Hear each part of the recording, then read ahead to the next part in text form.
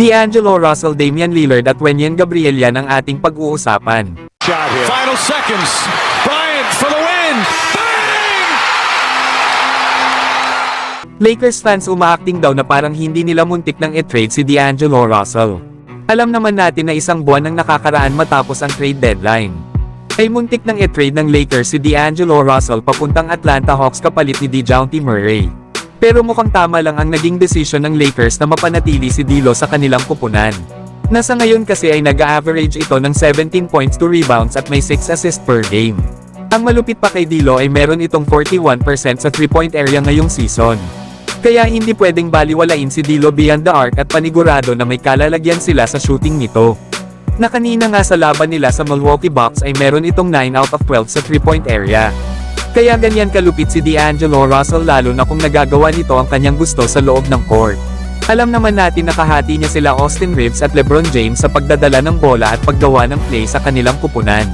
Na mas deadly siguro ang Los Angeles Lakers kung si D'Lo ang magiging main man nila bilang point guard. Habang si LeBron James ay nakapwesto naman sa mga low post at sa pag-atake sa basket. Habang itong si Anthony Davis ay maganda ring maka-pick and roll ni D'Lo samahan pa ng mga alley-oop pass. At ito namang sila Rui Hachimura at Austin Reeves ay nakaalalay lang sa magiging pasa ni D'Lo. Na panigurado na mapalabas at loob ay mahirap mapigilan ng Lakers. Pero kayo mga idol, ano ang masasabi nyo dito kay D'Angelo Russell?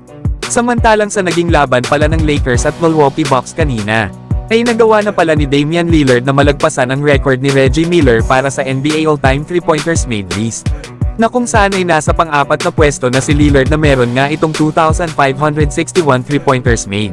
Malayo-layo pa nga mga idol ang kailangan ni Lillard para maabutan si James Harden na isa ring active player na pangatlo naman sa listahan. At meron na nga itong 2,910 3-pointers made. Na malabo na nga rin itong malagpasan ang record ni Stephen Curry bilang number 1 sa listahan ng all-time threes made. Na meron na nga itong 3,680. Pero wala naman ito sa focus ni Damian Lillard at tanging ang manalo ng championship ang kanyang gustong mangyari. Na isa nga ito sa mga kulang na lang na achievement ni Damian Lillard para mapabilang ito sa Hall of Fame pag nagkataon. Nasa ngayon ay mukhang malabo pa ito mangyari lalo at marami ding malalakas na NBA team na kailangan talunin ng Milwaukee Bucks. Pero kayo mga idol, ano ang masasabi nyo na pang-apat na si Damian Lillard sa listahan ng all-time threes made? Samantalang dati namang player ng Lakers na si Wenyen Gabriel ay nag-sign na sa Memphis Grizzlies ayon yan sa report ni Michael Scotto. 10-day contract nga mga idol ang nakuha nitong kontrata sa Memphis.